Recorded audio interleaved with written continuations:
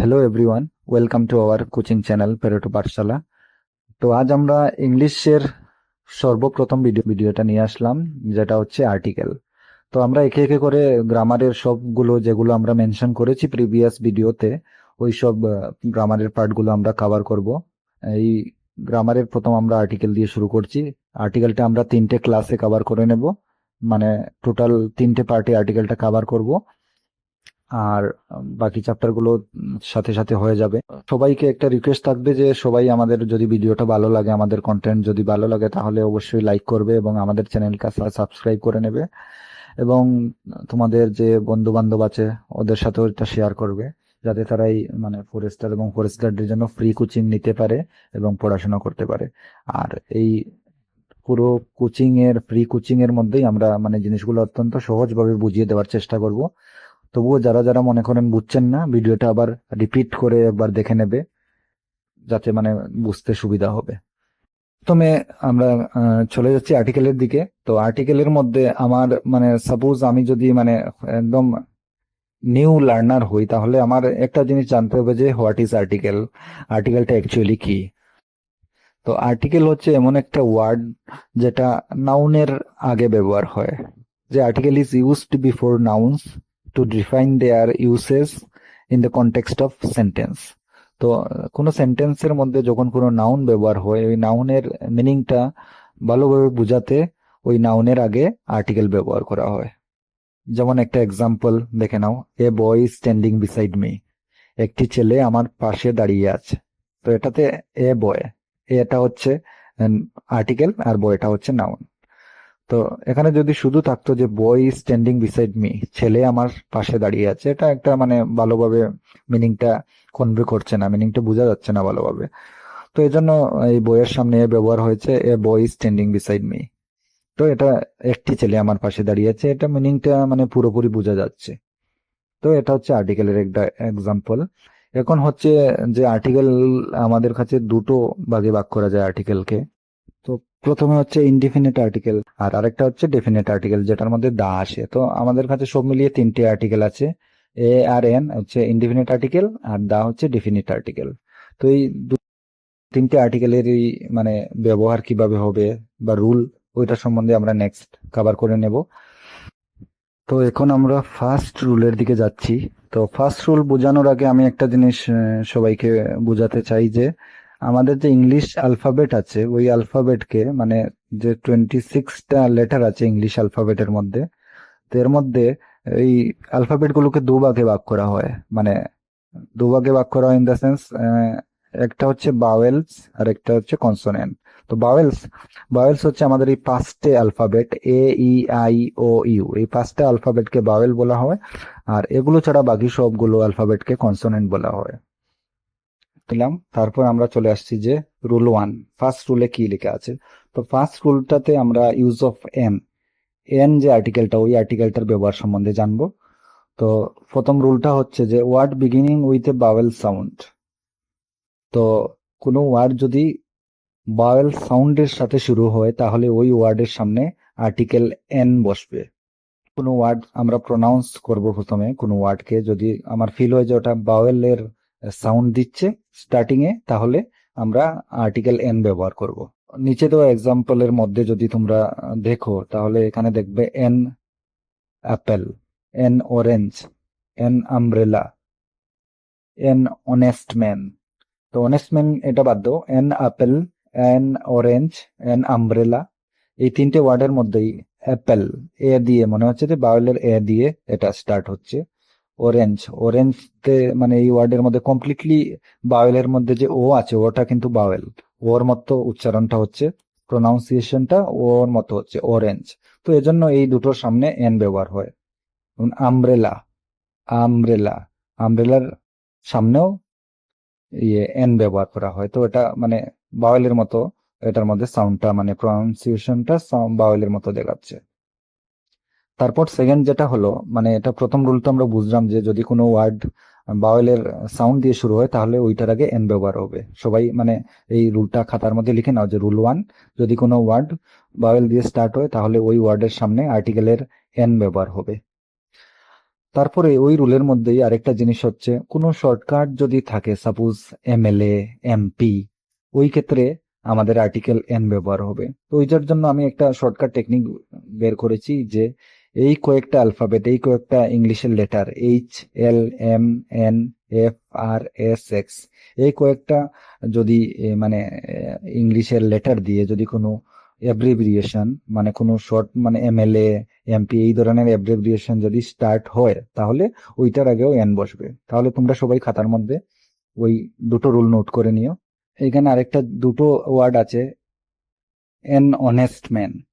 তো অনেস্টের মধ্যে এইচ কিন্তু অ্যাকচুয়ালি সাইলেন্ট থাকে, আমরা হনেস্ট বলি না, আমরা বলি অনেস্ট। তো অনেস্টের আগে সবসময় এন বসবে। এর সাথে সাথে নিচে আছে আরেকটা এন আওয়ার।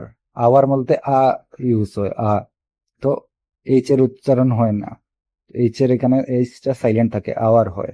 তো এই আওয়ারের ক্ষেত্রেও এটা মানে বায়োলের সাউন্ড দিচ্ছে, hour, honest.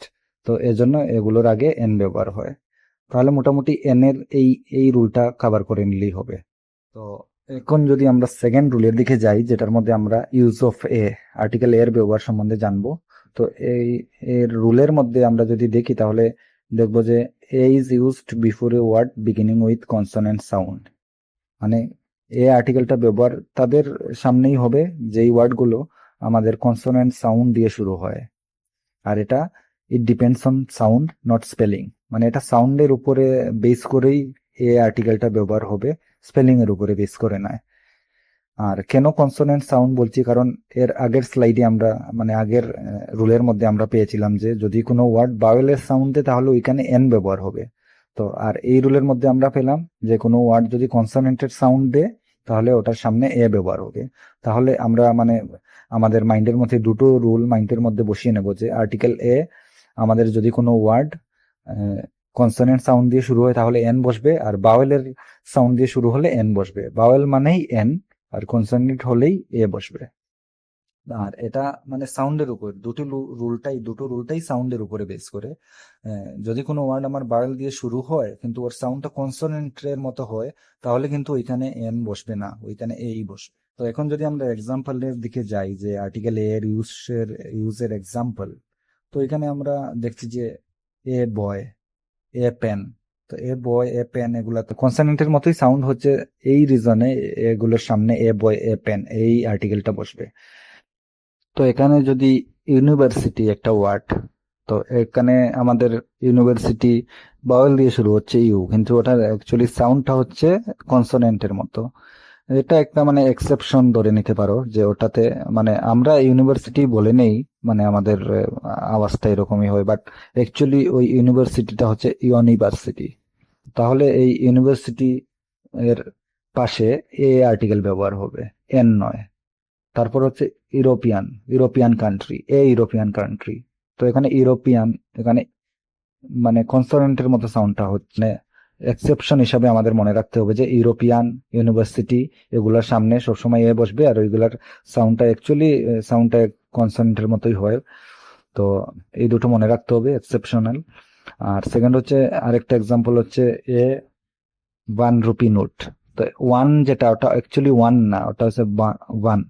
One, 1 rupee note, এরকম হচ্ছে 1 রুপি নোট। তো এগুলো একটু মনে রাখতে হবে, যে মানে একটু মাইন্ডে মনে রাখতে হবে যে ইউনিভার্সিটি, ইউরোপিয়ান, 1 রুপি নোট, এগুলোর সামনে এ ব্যবহার হয়, এগুলো মানে।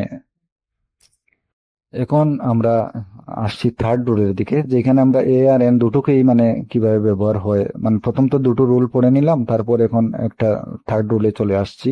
এ আর এন এর দুটো একসাথে একটা রুল আছে। Indefinite article a and an is used when we talk of a thing or a person that is indefinite or that is mentioned for the first time. Noun কোনো জিনিসের যখন মানে জিনিসকে যখন মেনশন করা হবে ফর দ্য ফার্স্ট টাইম, মানে প্রথমবারের মতো যখন মেনশন করা হবে, তখন ওই নাউনের আগে এ আর এন ব্যবহার হবে, প্রথমবার ইউজ হলে। তো যেমন আই হ্যাভ এ পেন।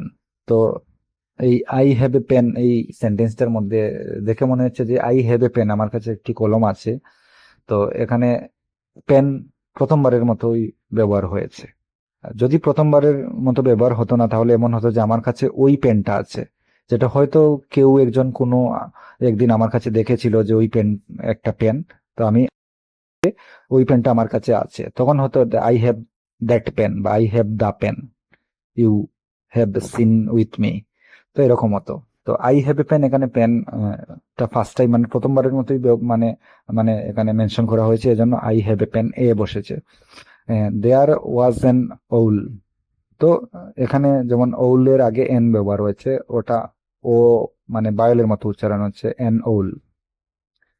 তো থার্ড এক্সাম্পল হচ্ছে যে হোয়াট এ প্রিটি গার্ল, তো প্রিটি গার্ল, প্রিটি এখানে কনসোনেন্টের মতোই সাউন্ড করছে, মানে বায়োলে হলে প্রিটি ওয়ার্ডের সামনে এখানে এ ব্যবহার হচ্ছে, হোয়াট এ প্রিটি গার্ল। তারপর এই তিনটে রুল আমরা এ আর এন এর পড়ে নিলাম। তারপর আমরা নেক্সট ভিডিওতে পড়বো আর্টিকেল দা এর রুল। তো এখন আমরা এ আর এন এর রুল পড়ে নিলাম। আমি যদি সামারাইজ করতে চাই তাহলে সামারাইজ করে যে যদি কোনো ওয়ার্ড বায়োল দিয়ে শুরু, মানে যদি কোনো ওয়ার্ড বায়োলের সাউন্ড দেয়, যদি কোনো ওয়ার্ডকে আমরা প্রনাউন্স বা আমরা উচ্চারণ করে যদি বায়োলের সাউন্ড পাই, বায়োলের সাউন্ড পেলে আমরা ওইখানে এন ব্যবহার করব। আর বায়োলের সাউন্ড যদি না পাই, কনসোনেন্টের সাউন্ড পাই, তাহলে ওই ক্ষেত্রে আমরা এ ব্যবহার করব।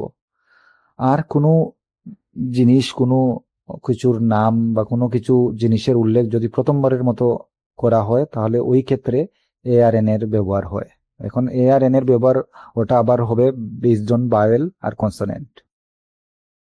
এখন আমরা এখানে মানে কয়েকটা সেন্টেন্স আমরা পড়ে নেব যাতে আমাদের প্র্যাকটিসটা হয়ে যায়।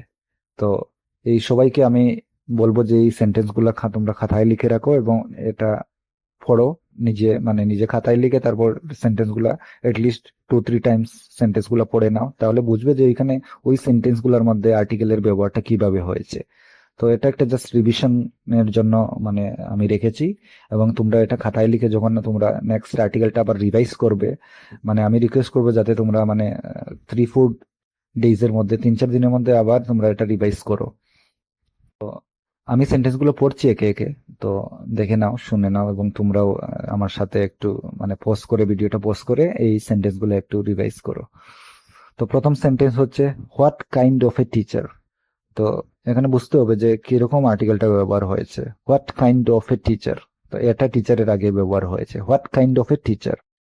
তারপর how fine a day, what a pretty girl, it is rather a nuisance, he is a very good person, he is such a nice man that everybody likes him, she is as intelligent a student as her brother is, it is quite an interesting story।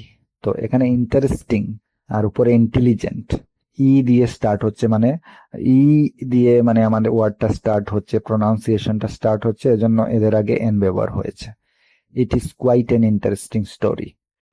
তারপর she is too weak a student to pass, she is too weak a student to pass, she is so weak a student that she can't pass.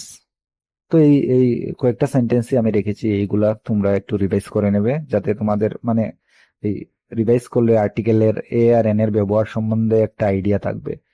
তারপর তোমরা আর্টিকেলের যখন রুলগুলো পড়বে এরকম practice করবে, তখন question পেপারে তোমরা দেখলেই বুঝে নেবে যে এটাতে অ্যাকচুয়ালি কি হওয়া উচিত।